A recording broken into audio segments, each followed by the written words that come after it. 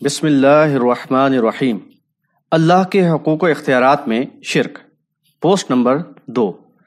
اس سے قبل سابقہ قسط میں ہم نے اللہ تعالیٰ کے حقوق و اختیارات میں ہونے والے شرک کی نشاندہی کی تھی۔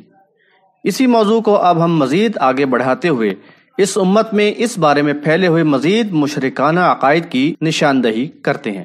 قسمتیں کھڑی کرنے والا صرف ایک اللہ۔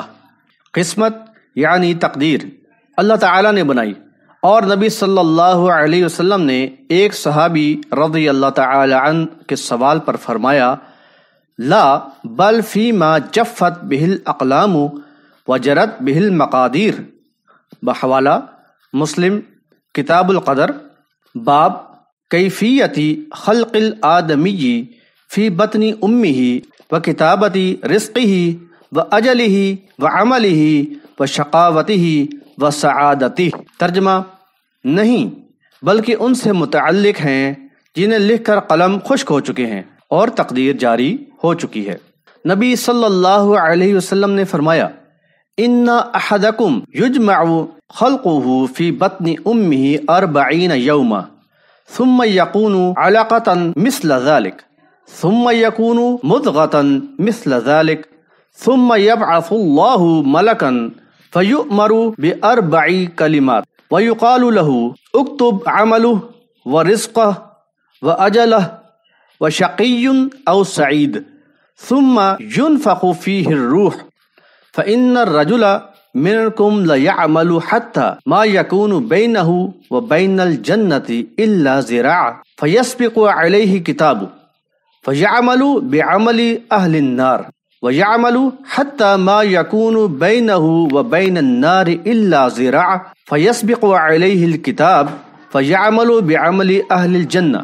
بحوالہ بخاری بدء الخلق، باب ذکر الملائکہ۔ ترجمہ: کہ تم میں سے ہر ایک کی پیدائش ماں کے پیٹ میں پوری کی جاتی ہے، 40 دن تک یعنی نطفہ رہتا ہے، پھر اتنے ہی دنوں تک مضغہ یعنی گوشت رہتا ہے، پھر اللہ تعالیٰ ایک فرشتہ کو 4 باتوں کا حکم دے کر بھیجتا ہے، اور اس سے کہا جاتا ہے کہ اس کا عمل، اس کا رزق اور اس کی عمر لکھ دے، اور یہ بھی لکھ دے کہ وہ بدبخت جہنمی ہے یا نیک بخت جنتی۔ پھر اس میں روح پھونک دی جاتی ہے، بے شک تم میں سے ایک آدمی ایسے عمل کرتا ہے کہ اس کے اور جنت کے درمیان صرف 1 گز کا فاصلہ رہ جاتا ہے کہ اس کا نوشتہ یعنی تقدیر غالب آ جاتا ہے اور وہ دوزخیوں کے عمل کرنے لگتا ہے، اور ایک آدمی ایسے عمل کرتا ہے کہ اس کے اور دوزخ کے درمیان صرف 1 گز کا فاصلہ رہ جاتا ہے کہ اتنے میں تقدیر الہی اس پر غالب آ جاتی ہے اور وہ اہل جنت کے کام کرنے لگتا ہے۔ بتایا گیا کہ تقدیر لکھنے والا قلم خشک ہو گیا ہے، یعنی اب تقدیر میں رد و بدل نہیں ہوگا، اس کا عمل بھی لکھ دیا جاتا ہے اور ساری زندگی میں اسے کیا کیا ملے گا وہ بھی لکھ دیا جاتا ہے، یہاں تک کہ مرنے کے بعد جنت میں جائے گا یا جہنم میں، یہ سب لکھ دیا جاتا ہے۔ لیکن یہ قرآن و حدیث سے دور رہنے والا یہ کلمہ گو نعرہ لگاتے ہیں، امام بری امام بری، میری قسمت کرو کھری۔ سوچیں کہ اس کا سب کچھ تو اللہ نے لکھ ہی دیا، تو پھر کس نے امام بری کو یہ اختیار دیا ہے کہ وہ لوگوں کی قسمتیں کھری کرے؟ مومن تو ہر حالت میں اللہ تعالیٰ پر توکل کرنے والا ہوتا ہے، اور اس کا یقین ہوتا ہے کہ جو کچھ میرے رب نے میرے لیے لکھ دیا ہے وہی مجھے ملے گا۔ سورۃ التوبہ آیت نمبر 51۔ اعوذ باللہ من الشیطان الرجیم، قل لن یصیبنا الا ما كتب اللہ لنا هو مولانا وعلی اللہ فلیتوکل المؤمنون۔ ترجمہ: کہہ دو کہ نہیں پہنچے گا ہمیں کوئی نقصان مگر جو لکھ دیا ہے اللہ نے ہمارے لیے، اور مومن تو اللہ ہی پر توکل کرتے ہیں۔ اس کائنات میں کوئی ایسا نہیں کہ اللہ تعالیٰ کے لکھے کو رد کر سکے، اور نہ ہی کوئی کسی کو اللہ کے لکھے سے بچا سکتا ہے۔ سورۃ الاحزاب آیت نمبر 17۔ قل من ذا الذی یعصمکم من اللہ ان اراد بکم سوءا او اراد بکم رحمہ ولا یجدون لهم من دون اللہ ولیا ولا نصیرا۔ ترجمہ: کہہ دو کہ کون ہے جو بچائے گا تمہیں اللہ سے اگر وہ ارادہ کرے تمہارے ساتھ برائی کا یا وہ ارادہ کرے تمہارے ساتھ اچھائی کا، یہ لوگ نہیں پا سکتے اللہ کے علاوہ کوئی مددگار۔ افسوس کہ گمراہی کا شکار یہ کلمہ گو نعرہ لگاتا ہے، اللہ کے پکڑے تو چھڑائے محمد، محمد کی پکڑ سے کوئی چھڑا نہ سکے۔ مشکل کشا اور غوث الاعظم کون؟ پوری کائنات کی مخلوق کو اللہ تعالیٰ نے بنایا۔ وہ صبح و شام اس ہی کی تسبیح بیان کرتے ہیں۔ جب کسی کو کوئی تکلیف ہوتی ہے تو وہ اللہ ہی کو پکارتا ہے اور اللہ ہی اس کی پکار کو سنتا اور اس کی مشکل دور کرتا ہے۔ لیکن یہ کلمہ گو اللہ کے ایک وفات شدہ ولی یعنی علی رضی اللہ تعالی عنہ کو مشکل کشا یعنی مشکلات کو دور کرنے والا، اور دوسرے وفات شدہ بندے عبد القادر جیلانی کو غوث الاعظم یعنی کائنات کا سب سے بڑا پکارے سننے والا، مدد کرنے والا سمجھتی ہے۔ اللہ تعالیٰ نے سورہ یونس آیت نمبر 107 میں فرمایا وَإِن يَمْسَسْكَ اللَّهُ بِضُرٍّ فَلَا كَاشِفَ لَهُ إِلَّا هُوَ وَإِن يُرِدْكَ بِخَيْرٍ فَلَا رَادَّ لِفَضْلِهِ يُصِيبُ بِهِ مَن يَشَاءُ مِنْ عِبَادِهِ وَهُوَ الْغَفُورُ الرَّحِيمُ۔ ترجمہ، اور اگر اللہ تمہیں کسی مصیبت میں ڈالے تو کوئی اسے دور کرنے والا نہیں سوائے اس اللہ کے، اور اگر وہ ارادہ کرے تمہارے ساتھ بلائی کا تو کوئی اس کے فضل سے روکنے والا نہیں۔ اپنے بندوں میں سے جسے چاہے نوازتا ہے اور وہ بخشنے والا اور رحم فرمانے والا ہے۔ سورۃ النمل آیت نمبر 62 میں اللہ تعالیٰ نے فرمایا أَمَّن يُجِيبُ الْمُضْطَرَّ إِذَا دَعَاهُ وَيَكْشِفُ السُّوءَ وَيَجْعَلُكُمْ خُلَفَاءَ الْأَرْضِ أَإِلَٰهٌ مَّعَ اللَّهِ قَلِيلًا مَّا تَذَكَّرُونَ۔ ترجمہ، بھلا کون بے قرار کی التجا قبول کرتا ہے جب وہ اس سے دعا کرتا ہے، اور کون اس کی تکلیف کو دور کرتا ہے، اور کون تم کو زمین میں سے اگلوں کو جانشین بناتا ہے؟ یہ سب کچھ اللہ کرتا ہے، تو کیا اللہ کے ساتھ کوئی اور معبود بھی ہے؟ ہرگز نہیں، مگر تم بہت کم غور کرتے ہو۔ سوچیں، اللہ کے علاوہ کوئی ایسا ہے جو کسی مظلوم، محتاج، بیمار، مفلوج یا گونگے کی سن سکتا ہو؟ وہ رب تو انسان کی شاہرگ سے زیادہ قریب اور دلوں کا حال جاننے والا ہے۔ اس کے بعد ان فوت شدہ بندوں کو اللہ کا یہ حق اور اختیار دے دیا جائے، کیا یہ بدترین شرک نہیں؟ داتا اور گنج بخش، الوہاب یعنی دینے والا، یہ اللہ کی صفت ہے۔ یاد رہے کہ کائنات کی ہر مخلوق کو اس کے علاوہ کوئی کچھ نہیں دیتا، لیکن افسوس لاہور میں مدفون اللہ کے ایک فوت شدہ بندے کو داتا یعنی دینے والا کہا اور سمجھا جاتا ہے، اور ان کے متعلق یہ بھی گمان ہے کہ یہ گنج بخش یعنی خزانے بخشنے والا ہے۔ سورۃ النمل آیت نمبر 60 میں اللہ رب العزت نے فرمایا أَمَّنْ خَلَقَ السَّمَاوَاتِ وَالْأَرْضَ وَأَنزَلَ لَكُم مِّنَ السَّمَاءِ مَاءً فَأَنبَتْنَا بِهِ حَدَائِقَ ذَاتَ بَهْجَةٍ مَا كَانَ لَكُمْ أَن تُنبِتُوا شَجَرَهَا أَإِلَٰهٌ مَّعَ اللَّهِ بَلْ هُمْ قَوْمٌ يَعْدِلُونَ۔ ترجمہ، بھلا کس نے آسمانوں اور زمین کو پیدا کیا، اور کس نے تمہارے لیے آسمان سے پانی برسایا؟ ہم نے، پھر ہم ہی نے اس سے سرسبز باغ اگائے۔ تمہارا کام تو نہ تھا کہ تم ان کے درختوں کو اگاتے، تو کیا اللہ کے ساتھ کوئی اور بھی الہ ہے؟ سورۃ النمل آیت نمبر 61 میں اللہ رب العزت نے فرمایا أَمَّن جَعَلَ الْأَرْضَ قَرَارًا وَجَعَلَ خِلَالَهَا أَنْهَارًا وَجَعَلَ لَهَا رَوَاسِيَ وَجَعَلَ بَيْنَ الْبَحْرَيْنِ حَاجِزًا أَإِلَٰهٌ مَّعَ اللَّهِ بَلْ أَكْثَرُهُمْ لَا يَعْلَمُونَ۔ ترجمہ، بھلا کس نے زمین کو قرار گاہ بنایا اور اس کے بیچ نہریں بنائیں اور اس کے لیے پہاڑ بنائے، اور کس نے دو دریاؤں کے بیچ اوٹ بنائی؟ یہ سب کچھ اللہ نے بنایا، تو کیا اللہ کے ساتھ کوئی اور الہ بھی ہے؟ ہرگز نہیں، بلکہ ان میں اکثر لوگ جانتے ہی نہیں۔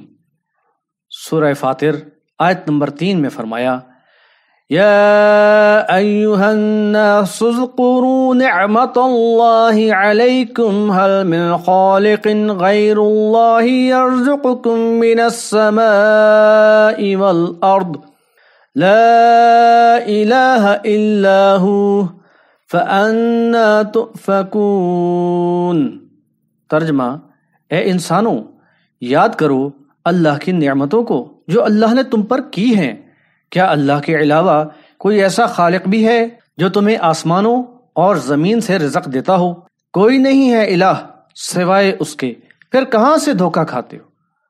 سورہ ابراہیم آیت نمبر 34 میں فرمایا وَآتَاكُم مِّن كُلِّ مَا سَأَلْتُمُوهُ وَإِن تَعُدُّوا نِعْمَةَ اللَّهِ لَا تُحْصُوهَا ان الانسان لظلوم کفار۔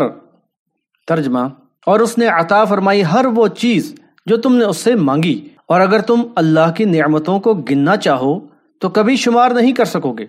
بے شک انسان بڑا ظالم ناشکرا ہے۔ یہ آیات پڑھ لیں۔ کیا اللہ کے علاوہ اور بھی کوئی دینے والا ہے؟ پھر علی حجویری کو داتا کیسے مان لیا گیا؟ صرف داتا ہی نہیں بلکہ انہیں گنج بخش بھی کہا جاتا ہے۔ اللہ تعالیٰ سورۃ المنافقون آیت نمبر 7 میں فرماتا ہے وَلِلَّهِ خَزَائِنُ السَّمَاوَاتِ وَالْأَرْضِ وَلَكِنَّ الْمُنَافِقِينَ لَا يَفْقَهُونَ۔ ترجمہ: اور اللہ ہی مالک ہے زمین اور آسمانوں کے خزانوں کا، لیکن یہ منافق نہیں سمجھتے۔ سورۃ الشورى آیت نمبر 12 میں فرمایا لَهُ مَقَالِيدُ السَّمَاوَاتِ وَالْأَرْضِ يَبْسُطُ الرِّزْقَ لِمَن يَشَاءُ وَيَقْدِرُ إِنَّهُ بِكُلِّ شَيْءٍ عَلِيمٌ۔ ترجمہ: اسی کے پاس ہیں کنجیاں آسمانوں اور زمین کے خزانوں کی، کھول دیتا ہے وہ رزق جس کے لیے چاہے اور نپا تلا دیتا ہے جس سے چاہے، بلا شبہ وہ ہر چیز کا علم رکھتا ہے۔ سورۃ الحجر آیت نمبر 21 میں فرمایا وَإِن مِّن شَيْءٍ إِلَّا عِندَنَا خَزَائِنُهُ وَمَا نُنَزِّلُهُ إِلَّا بِقَدَرٍ مَّعْلُومٍ۔ ترجمہ: اور نہیں کوئی چیز کائنات میں مگر ہے ہمارے پاس اس کے خزانے، اور نہیں نازل کرتے ہم اسے مگر ایک مقرر مقدار میں۔ سورۃ الاسراء آیت نمبر 100 میں فرمایا قُل لَّوْ أَنتُمْ تَمْلِكُونَ خَزَائِنَ رَحْمَةِ رَبِّي إِذًا لَّأَمْسَكْتُمْ خَشْيَةَ الْإِنفَاقِ وَكَانَ الْإِنسَانُ قَتُورًا۔ ترجمہ: ان سے کہہ دیجئے اگر تم مالک ہوتے میرے رب کی رحمت کے خزانوں کے تو پھر ضرور روک لیتے تم انہیں خرچ ہونے کے ڈر سے، اور انسان تو بڑا ہی بخیل ہے۔ سورہ صاد آیت نمبر 100 میں فرمایا ام عندهم خزائن رحمت ربک العزیز الوہاب۔ ترجمہ: کیا ہیں ان کے پاس خزانے تیرے رب کی رحمت کے جو ہے زبردست اور بہت زیادہ عطا کرنے والا۔ اللہ تعالیٰ نے واضح کر دیا کہ اس نے کسی کو خزانوں کا مالک نہیں بنایا، بلکہ یہ اس کا اپنا اختیار ہے کہ جتنا چاہے نازل فرمائے، اور یہ بھی اس کا اپنا اختیار ہے کہ جس کو جتنا چاہے زیادہ دے اور جس کو چاہے تو کم دے اور جسے چاہے نہ دے۔ لہذا وہی خزانوں کا مالک اور وہی خزانے بخشنے والا ہے۔ اس کے علاوہ اس پوری کائنات میں کسی اور سے متعلق یہ عقیدہ رکھنا کہ وہ خزانے بخشنے والا ہے یقیناً شرک ہے۔ ان سارے دلائل سے ثابت ہوا کہ داتا یعنی دینے والا، گنج بخش یعنی خزانے بخشنے والا، مشکل کشا یعنی مشکلات دور کرنے والا، غوث الاعظم یعنی کائنات کا سب سے بڑا پکارے سننے والا، مدد کرنے والا، غریب نواز یعنی غریبوں کو نوازنے والا، صرف ایک اللہ تعالیٰ کی ذات ہے۔ اسی طرح اولادیں دینے والا، قسمتیں کھری کرنے والا، لجپال یعنی عزت دینے والا بھی صرف ایک اللہ تعالیٰ کی ذات ہے۔ یاد رہے کہ یہ سارے القابات انسانوں کے اپنے گھڑے ہوئے ہیں۔ اللہ تعالیٰ نے قرآن و حدیث میں کسی کو ایسے اختیارات کا حامل نہیں بیان فرمایا۔ سورہ فاطر آیت نمبر 40 میں اللہ تعالیٰ نے فرمایا، ترجمہ: ان سے کہو کیا تم نے دیکھا ہے اپنے ان شریکوں کو جنہیں تم پکارتے ہو اللہ کے علاوہ؟ مجھے دکھاؤ انہوں نے زمین میں کیا پیدا کیا ہے، یا ان کی آسمانوں میں کوئی شراکت داری ہے؟ کیا ہم نے انہیں کوئی تحریر دے دی ہے کہ جس پر یہ قائم ہے؟ بلکہ یہ ظالم ایک دوسرے کو جھوٹ کے علاوہ کوئی وعدہ نہیں دیتے۔ بتایا کہ اللہ تعالیٰ نے قرآن و حدیث کے ذریعے انہیں بتا دیا ہے کہ فلاں داتا ہے اور فلاں مشکل کشا، پھر وہ کون سی بنیاد ہے کہ جس کی وجہ سے یہ ان فوت شدہ شخصیات کو ان القابات سے پکارتے ہیں؟ سورہ یوسف آیت نمبر 40 میں اللہ تعالیٰ نے فرمایا، ترجمہ: جنہیں تم پکارتے ہو اس اللہ کے علاوہ وہ کچھ نہیں ہے مگر کچھ نام جو تم نے اور تمہارے باپ دادا نے گھڑ لیے ہیں، اللہ نے ان کے بارے میں کوئی دلیل نہیں نازل کی۔ سن لو، حکم یعنی اختیار صرف اللہ کا ہے، اور اس نے حکم دیا ہے کہ بندگی کسی کی نہ کرو سوائے اس اللہ کے۔ یہی سیدھا دین ہے، لیکن انسانوں کی اکثریت نہیں جانتی۔ یعنی اللہ تعالیٰ نے تو اس بارے میں کوئی دلیل نازل نہیں فرمائی کہ فلاں غریب نواز ہے یا فلاں غوث الاعظم، یہ تو تم نے خود اور تمہارے باپ دادا کے بنائے ہوئے خود ساختہ نام ہیں۔ اس آیت میں اس بات کو بھی واضح کر دیا کہ اللہ کے علاوہ بندگی یعنی عبادت کسی کی نہیں ہوگی، یعنی کوئی بھی اللہ کے صفات کا حامل نہیں سمجھا جائے گا۔ دعائیں اور پکاریں، نظر و نیاز، الغرض کسی بھی قسم کی زبانی، بدنی اور مالی عبادات کسی اور کے لیے نہیں ہوں گی۔ انشاءاللہ اگلی قسم میں شکر گزاری کے شرک کے بارے میں بیان کریں گے۔